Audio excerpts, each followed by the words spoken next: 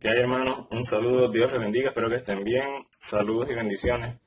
Quiero dedicar este video para que hablemos un poco acerca del panorama que se está pintando, no a todo el mundo, pero sí de forma general, en cuanto a hacer alusión a la venida de Cristo a causa del conflicto armado entre Rusia y Ucrania. Hay varias personas diciendo, no, que ya Cristo viene, que la venida del Señor está cerca, de que ya nos vamos, ya estos son los últimos tiempos, y cómo a la luz de Mateo 24 vamos a observar qué quiso decir el Señor y a partir de cuándo comienza el principio del fin. No estamos en el fin del fin, sino en el principio del fin. Ahora bien, nos vamos a decir de que no, Cristo viene en 1000 años porque todavía faltan muchas cosas. No podemos afirmar fechas, no podemos decir que el Señor me reveló que viene tal fecha, en tal momento, porque muchos falsos maestros y personas han caído en esto y esto es un pecado, porque el Señor es el que sabe. Ahora bien, desde nuestros lugares deberíamos orar y les animo a que estemos orando por nuestros hermanos en Ucrania. Sabemos que esta situación no ha sido fácil, no es fácil para ambos países, no voy a decir de quién es la culpa, ni afirmar cuál es el análisis político, porque no quiero dedicar este video para eso, es algo muy amplio, son situaciones que se remontan años atrás, la división de lo que fue la URS, la Unión Soviética, todo eso, es algo bastante complejo, solo quiero que nos enfoquemos con respecto a la palabra y el discurso, la enseñanza del Señor Jesucristo en Mateo 24. Así que oremos por nuestros hermanos en Ucrania, pidamos por ellos, sabemos que la situación no es fácil, que el Señor sea llevando salvación en medio de todo esto y llevando fortaleza a nuestros hermanos en la fe que están en dicho país y en Rusia también. Así que es bastante complejo, pero pidamos por ellos, oremos por ellos. Y ahora sí, vayamos a Mateo 24.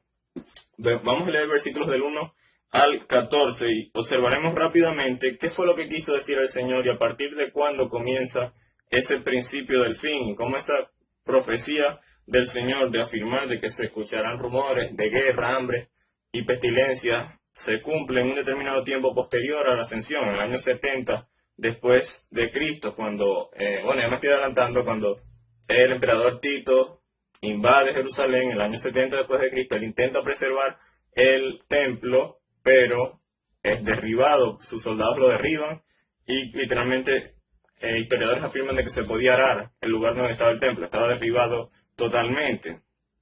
Eso poniéndonos un poco en contexto. Vamos a leer rápidamente Mateo 24, del 1 al 14, en la versión Biblia textual. Dice así, y saliendo Jesús se iba del templo, cuando sus discípulos se acercaron para mostrarle las edificaciones del templo. Tomando entonces la palabra, les dijo, ¿veis todas estas cosas?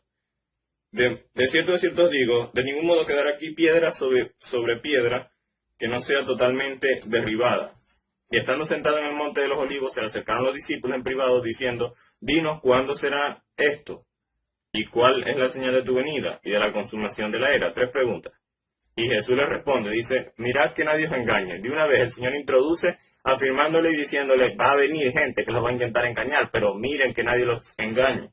En el versículo 11 lo va a repetir, en el versículo 24 lo va a decir de nuevo, es decir, en un capítulo, en 27 versículos, el Señor afirma 3 veces de que nadie os engaña. Esto quiere decir de que el Señor sabía que en los últimos tiempos iban a venir muchos falsos profetas, falsos maestros a decir de que la venida de Cristo era tal día, de que estábamos listos, y cómo todo esto iba a distorsionar el mensaje de Cristo.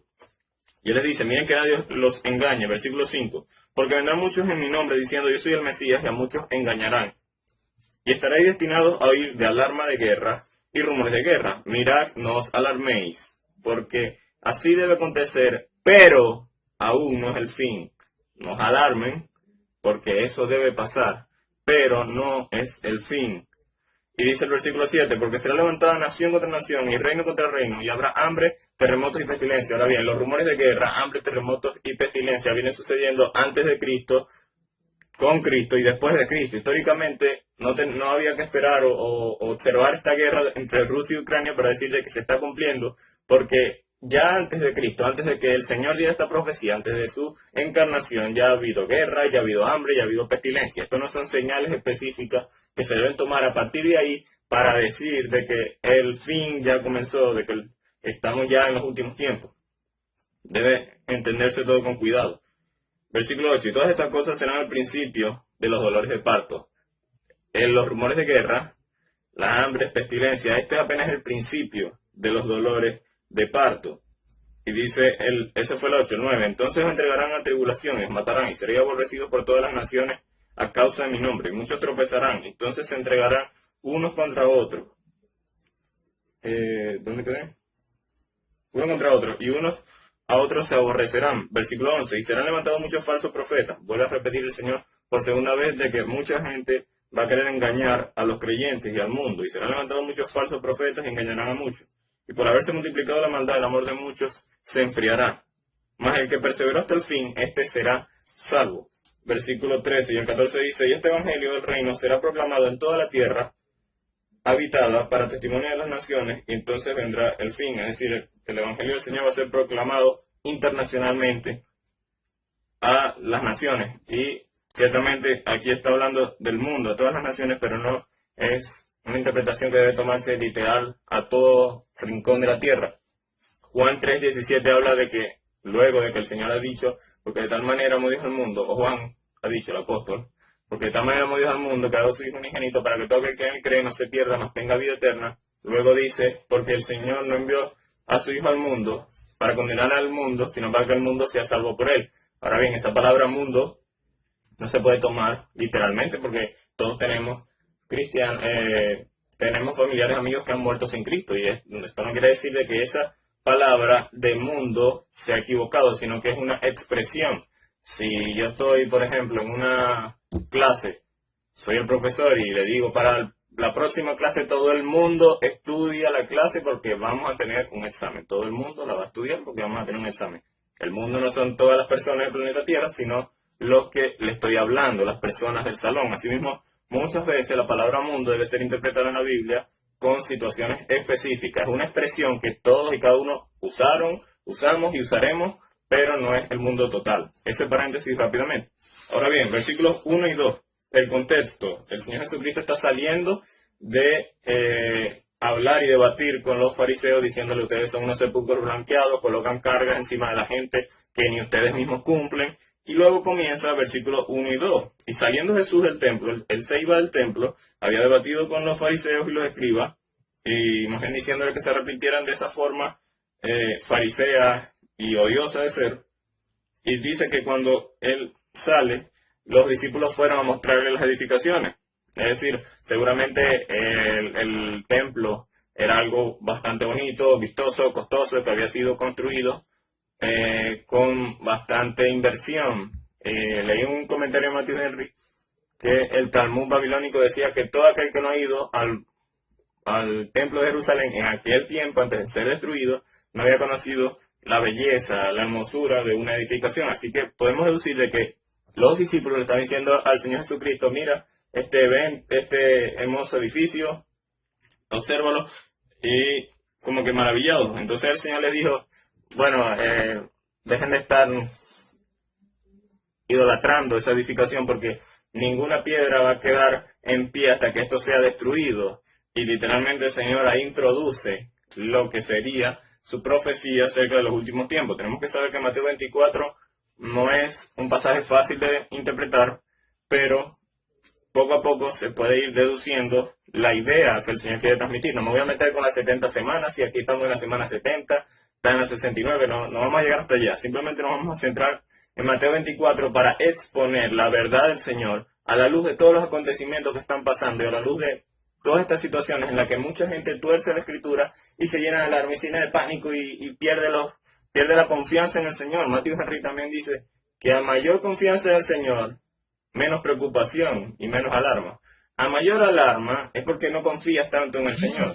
Entonces podemos ser de esas personas que confiamos en el Señor, que vemos la escatología y las doctrinas de los últimos tiempos con el fin de más bien encontrar esperanza, de encontrar consuelo y de también tomar fuerza para predicar el Evangelio y no para ser profetas del caos, llegarle a la gente, mira, en los últimos tiempos arrepiéndanse. Que debe haber un equilibrio entre la interpretación de la escatología, ser un verdadero predicador del Evangelio y entender la doctrina de los últimos tiempos, para más bien animar a otros a venir a Cristo y no para crear pánico en la gente. Hay que tener cuidado porque muchas veces esto sirve para que ateos y escépticos nos tomen de locos, de gente que no piensa, y eso es bastante lamentable porque sin saber o aún sabiendo y con necedad, estamos siendo piedra de tropiezo para que otros vengan a Cristo. Y en uno de los últimos videos del canal hablamos acerca de un hombre que literalmente tenía un martillo y con ello decía que transmitía la unción, y todo esto es una vergüenza porque nos tildan de locos, de gente que no piensa, y no podemos hacer lo mismo con la escatología y la doctrina de los últimos tiempos, sino tener cuidado, ser prudentes e interpretar lo mejor posible la palabra a la luz de del texto en su contexto y a la luz de toda la escritura. Así que bien, el Señor le dice que no va a quedar piedra sobre piedra hasta que sea destruido. En el año 70 después de Cristo, el emperador Tito invade Jerusalén y sus soldados destruyen el templo. Aparentemente él no quería que lo destruyeran, pero los soldados se salieron de control y ya cuando él llegó era tarde, ya lo habían destruido. Así que ahí se cumple, ahí comienza la profecía en el año 70 después de Cristo, cuando el templo de Jerusalén queda totalmente destruido. Ahora bien, el versículo 3 comienza la introducción, que son las señales antes del fin, y dice: y estando sentado en el monte de los olivos, se le acercaron los discípulos en privado diciendo: dinos cuándo será esto, es decir, cuándo va a quedar el templo destruido, cuáles son las señales de tu venida y la consumación de la era. Los discípulos tenían en su mente que en el Antiguo Testamento el Mesías vendría a imponer su reino, y ellos muchas veces, no solo en esta ocasión, muchas ocasiones durante su caminar con Cristo, siempre decían: Señor, ¿cuándo será tu reino? ¿Cuándo ordenarás todas las cosas? En su mente estaba un reino político, en la mayoría de las veces en su mente estaba eso, un reino político, un reino que se iba a imponer a la fuerza a los romanos y que iba a liberar al pueblo de Israel. Y es como leí una frase: el pueblo de Israel esperaba un león que rompiera a los romanos, pero terminó recibiendo un cordero que lo salvó y nos dio ese privilegio de ser llamados hijos de Dios, nos salvó del castigo de nuestros pecados. Pero hoy día, esta sociedad orgullosa, esta sociedad que va en contra de los valores del Señor, está esperando un cordero, está esperando un Dios débil, un Dios que te ama como tú estás, no tranquilo, no le pares a la vida, sigue adelante porque Dios te ama así como es. Y están esperando un cordero, pero lo que no saben es que viene el león de la tribu de Judá a instaurar su reino, a imponer su señorío. Ya Él es Señor sobre toda creación, pero en la tierra Él será rey. Ahora bien, no sabemos el día ni la hora, no vamos a entrar así en el tema del rapto secreto de la iglesia, pero Él se va a manifestar y va a imponerse como rey. Pero Él no les responde cuándo va a ser. Él no le dice a los discípulos: va a ser tal día, va a ser tal fecha. Él responde las dos segundas, la segunda y tercera pregunta, y dice, habla de las señales más que todo, y no va a decir cuándo fue la consumación o cuándo va a ser la consumación de la era, sino que les habla a los discípulos cuándo va a ser la señal. Así que responde la segunda pregunta. Ay, mi madre, se va a perder. Ahora sí, versículo 4. Jesús respondió: mirad que nadie os engañe, porque vendrán muchos en mi nombre diciendo: yo soy el Mesías, y a muchos engañarán. Es decir, el Señor, antes de darle la explicación de las señales, Él le dice que tengan cuidado, porque va a haber mucha gente que los va a querer engañar, que va a torcer la escritura, que va a decir que aquí dice esto, que aquello, que el Señor viene en tal día, ya Él me lo reveló, yo soñé con una fecha y ese es el día, porque yo le soñé y Dios me lo reveló. Y Él le está diciendo: cuidado, porque va a haber gente así. Va a haber gente que los va a intentar engañar, que les va a meter el gato por liebre, coloquialmente hablando, porque se van a levantar muchos falsos profetas, muchos. Y esto es algo que han existido los falsos profetas desde el Antiguo Testamento. Deuteronomio 18:22 habla de que si un profeta da un anuncio, pero esto no se cumple, no lo crean, porque no es palabra del Señor. El Señor no ha hablado a través del profeta, porque el Señor no miente. Y muchas veces los profetas en el Antiguo Testamento se autonombraban a sí mismos, y estos eran falsos profetas que lo que hacían era anunciar bendición al rey, prosperidad, que dale rey, sigue adelante, la victoria es tuya. Y qué curioso, ¿verdad? Qué curioso, porque eso se parece mucho a lo que hoy estamos viviendo, donde los falsos profetas no predican arrepentimiento de pecados, no predican santidad, sino que es tu derecho estar sano, como veía en un video de Guillermo Maldonado en Facebook: es tu derecho estar sano y tienes que decretar tu sanidad y esa es tuya. Entonces, todo esto llega a oídos de personas que no quieren arrepentirse de sus pecados y que quieren un evangelio así, donde Dios les provea, donde vivan cómodamente, vivan ricos, sin problemas, en un mundo, en su mundo de fantasías, que no es el mundo real y no es el evangelio de Cristo, no es el verdadero evangelio.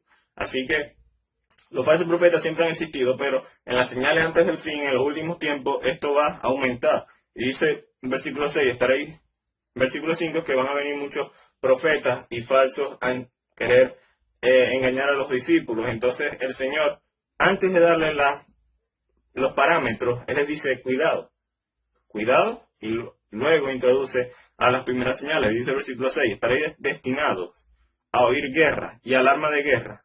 Mirad, no os alarméis. Van a escuchar de guerra, alarmas de guerra, pero no pierdan el control, no se alarmen, no se desconsuelen, tengan la esperanza. ¿Por qué? ¿Por qué no se van a desconsolar? Porque así debe acontecer, es inevitable. El hombre, en su desorden, en su pecado, va a hacer del mundo un caos y ya lo estamos viviendo. El egoísmo de los políticos, la corrupción, todo eso, y más el intento de poder invadir, todo eso genera guerra. Entonces, esto debe suceder, así el Señor lo ha determinado, pero aún no es el fin, no es el fin. Muchos utilizan el versículo 6 y no usan la última parte del versículo, pero aún no es el fin, no es el fin del mundo, es algo que debe suceder, algo que debe pasar. Ahora bien, aquí se deja en evidencia lo que la gente dice, cómo salen con estos versículos, y lo he visto en las redes, y cómo es evidente la presunción y evidente las ganas de torcer el texto para crear pánico. Porque no utilizan esa última parte, porque así debe acontecer, pero aún no es el fin. Esa parte del versículo 6, es decir, tú si has publicado, no sé si has publicado este versículo o si has compartido fotos de esta, pero no es así. El fin no ha comenzado, ni siquiera estamos en la parte final, estamos en ese proceso de los últimos tiempos. Todavía faltan muchas cosas por cumplirse. Ahora bien, el versículo 7 dice, porque será levantada nación contra nación y reino contra reino, y habrá hambre, terremotos en diferentes lugares, es decir, hambre, terremotos, pestilencias, desastres naturales han existido antes de Cristo, durante Cristo y después de Cristo. Así que es una cuestión de que todas estas cosas van a seguir pasando y lo peor todavía no va a pasar. Es difícil la situación que se está viviendo en Ucrania y Rusia, pero esto apenas es el principio. Y no es cuestión de alarmar a la gente o de caer en lo que uno mismo está denunciando, sino observar lo que dice la Escritura. Esto es necesario, pero aún no es el fin. Peores cosas, otras situaciones van a suceder en las que el amor del mundo se va a enfriar y la degradación moral va a ir decayendo tanto a tal punto de que podríamos llegar al tiempo de Sodoma y Gomorra como ya estamos llegando. Así que estas son situaciones que deben suceder, pero todavía no es el fin. Y debemos siempre estar confiados en el Señor. Dice el versículo 8, y todas estas cosas serán al principio de dolores de parto. Todas estas. ¿Cuáles son estas cosas? Bueno, el contexto de lo que viene hablando, versículo 6, rumores de guerra, hambrunas, versículo 7, y el 8 dice, todas estas cosas serán el principio de los dolores de parto. Todo esto apenas es el principio de los dolores de parto. Si hay hambrunas, terremotos, rumores de guerra, conflictos armados, y es el principio de los dolores de parto, todavía no ha dado a luz la gran tribulación, no ha dado a luz el desorden, no ha dado a luz todas estas cosas, acontecimientos escatológicos del fin de los tiempos que deben suceder para que sí llegue el punto de la venida de Cristo. Es decir, esto apenas es la introducción, estamos comenzando, no estamos a tal punto de decir de que ya se dio el parto en nuestros días, sino que es el comienzo, no, aún no es el fin. Y dice el versículo 9, entonces os entregarán a tribulación y os matarán y seréis aborrecidos por todas las naciones a causa de mi nombre, y muchos tropezarán, y entonces entregarán unos a otros, y unos a otros se aborrecerán. Él está hablando a los creyentes. Esto se empieza a cumplir con la persecución de la iglesia, cuando ya la iglesia es perseguida, cuando ya la iglesia comienza a ser atacada por el Imperio Romano, y todo esto comienza ya cuando empiezan a desechar y aborrecer a los cristianos por la fe en Cristo Jesús, y ahí comienza todo eso. Primero, la destrucción del templo, y segundo, cuando la persecución de la iglesia comienza a manifestarse. Muchos tropezarán, muchos los entregarán, es decir, falsos creyentes van a entregar a los creyentes, y estos van a ver Judas. Si Cristo tuvo su Judas, debemos cuidarnos de no tener nuestro Judas, aunque muchas veces no nos daremos cuenta. Así que muchos creyentes, falsos creyentes, van a engañar y van a entregar a otros creyentes. Y muchos tropezarán. Y se han levantado muchos falsos profetas, versículo 11, lo vuelvo a repetir, muchos falsos profetas serán levantados. Es decir, de esos mismos que van a entregar a otros, a los creyentes, van a haber falsos profetas que van a entregar a los creyentes, van a apostatar de la fe, van a distorsionar la fe.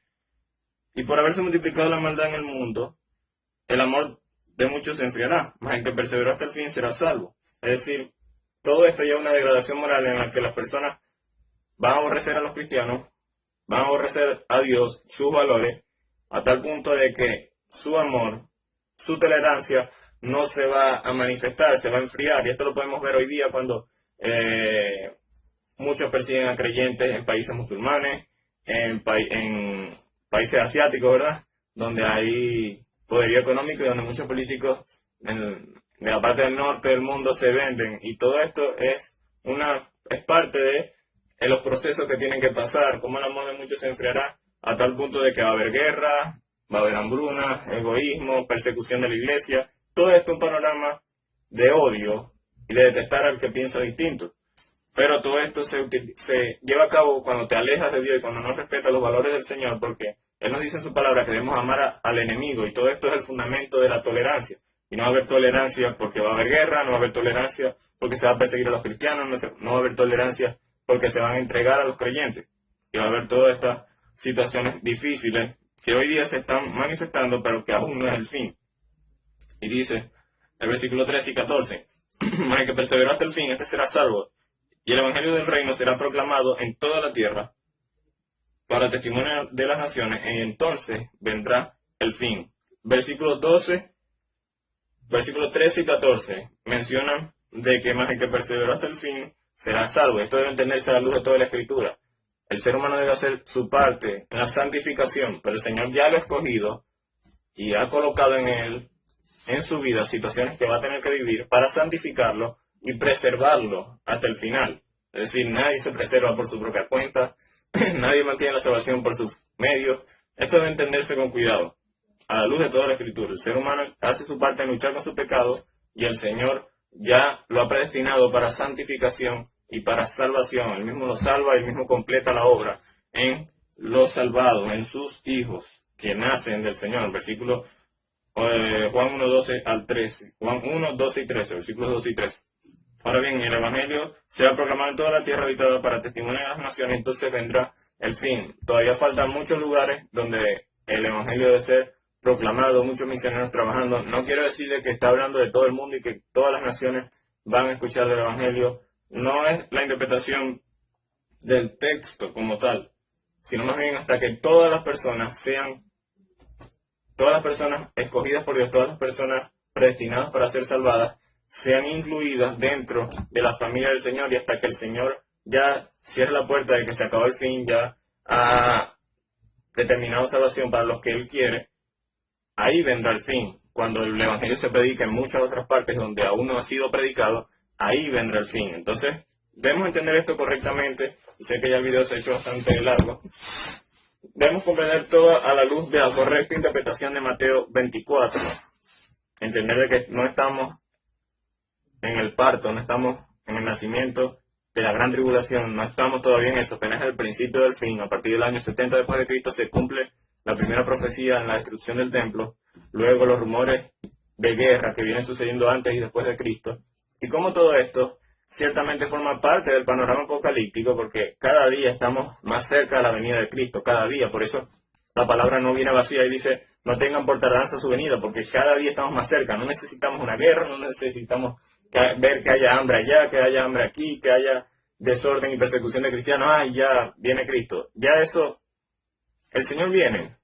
Cada día nos acercamos más a su venida. Obviamente, no podemos ser fríos y decir, no, esta guerra no importa, el hambre no importa, porque esto ya es necesario. No. Debemos obrar como podamos. Si en tu iglesia hay un ministerio de caridad o un ministerio en el que se ayuda a las personas, puedes involucrarte. No estoy a favor de que se saquen fotos y se publiquen de todo lo que se hace. Es una opinión muy personal. Pero bueno, debemos orar también por las personas necesitadas, que el Señor sea trayendo misericordia con cualquiera, un mundo que por desgracia se va caminando y se va dirigiendo a espaldas a Dios. El amor de muchos se está enfriando. Pero esto es parte del panorama apocalíptico, del panorama escatológico de los últimos tiempos.